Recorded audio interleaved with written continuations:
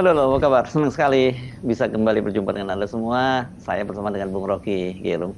Bung Rocky, Angkatan Muda Partai Golkar AMPG melaporkan sejumlah situs yang mengunggah meme yang dinilai mengolok-olok Ketua Umum Partai Golkar Bahlil Lahadalia.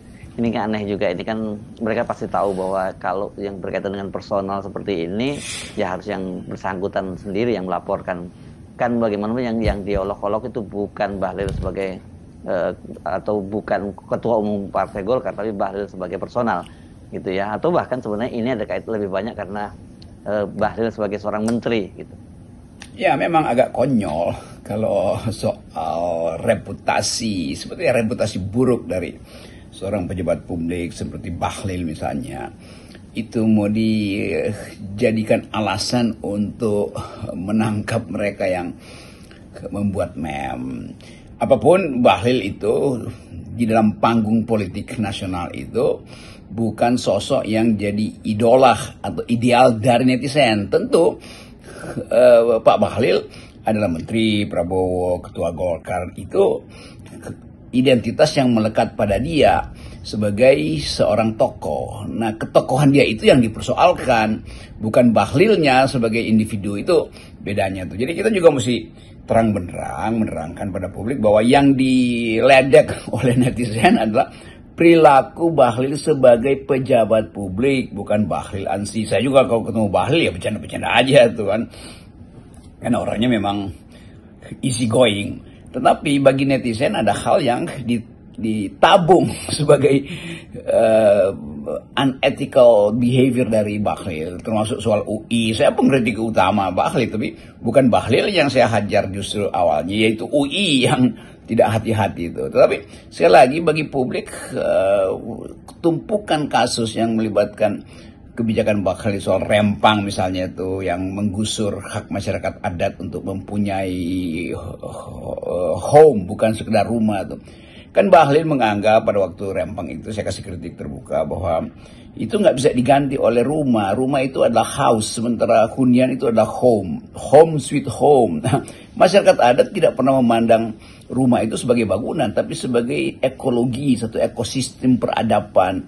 Di situ ada kemeriahan pesta adat, di situ ada keintiman antar tetangga. Kan semua itu yang hilang setelah Bahlil mengubah market ekonomi menjadi market society di Rempang. Itu kritik saya.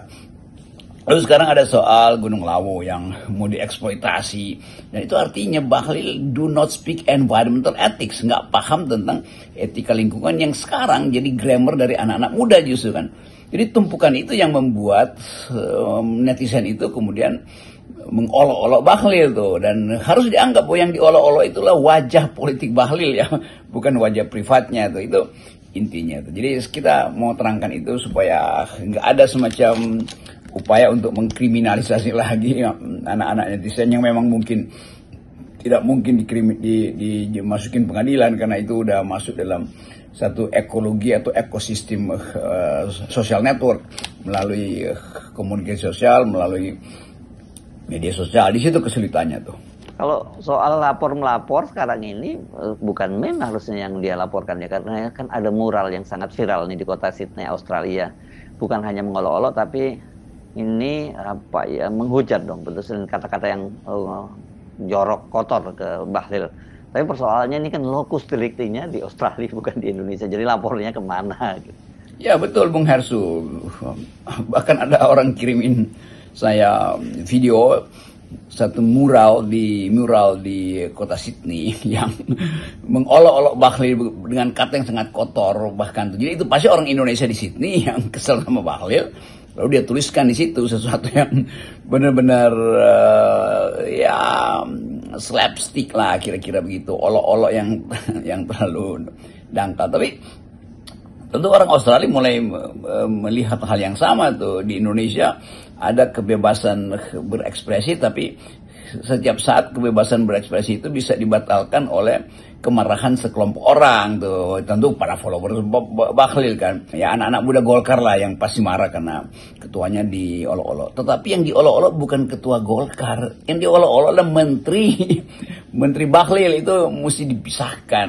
supaya teman-teman anak-anak muda Golkar juga paham tentang etika politik yang berhubungan dengan kritik terhadap kebijakan, bukan kritik pada Bahlil, ini kritik pada perilaku politik dari Bahlil yang adalah bagian dari kabinet Pak Prabowo. Jadi jelas bahwa suara netizen sekarang bahkan bisa membatalkan suara presiden kok di seluruh dunia tuh. Suara netizen bisa lebih tinggi dipercaya daripada suara parlemen.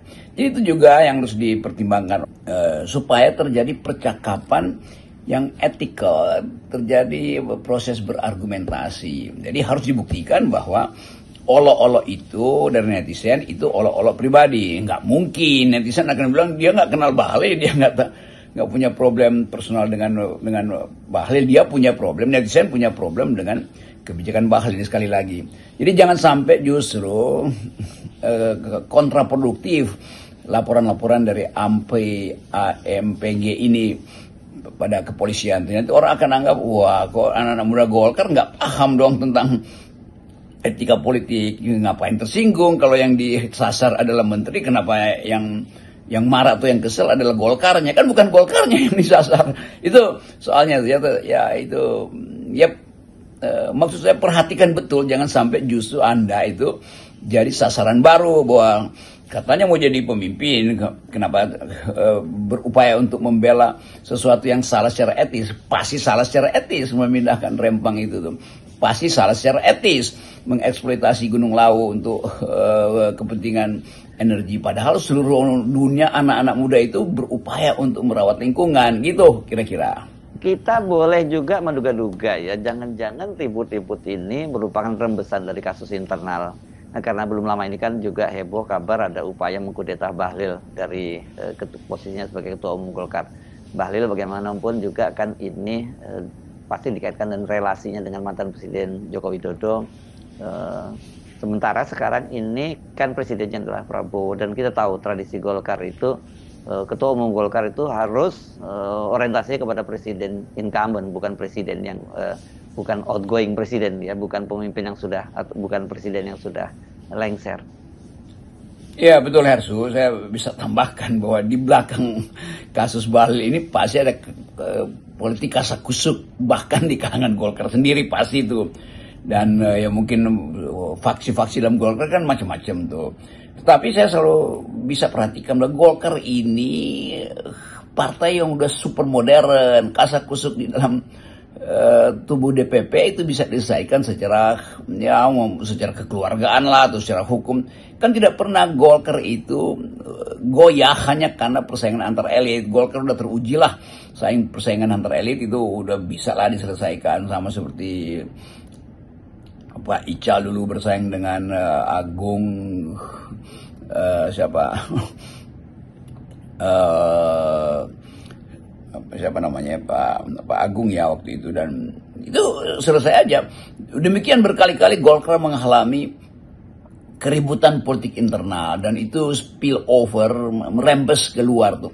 Tapi Golkar punya mekanisme tuh. Jadi kalau teman-teman di APGM ini melakukan manuver, lalu orang akan nilai ini siapa sebetulnya yang di belakang anak-anak muda Golkar ini yang melaporkan para netizen. Tentu akan ada keterangan yang mungkin tidak mau diucapkan bahwa ini adalah faksinya si itu, ini adalah kino-kinonya organisasi pendukung yang bertumpu dan diasuh oleh seorang senior. Itu intinya, kita paham itu.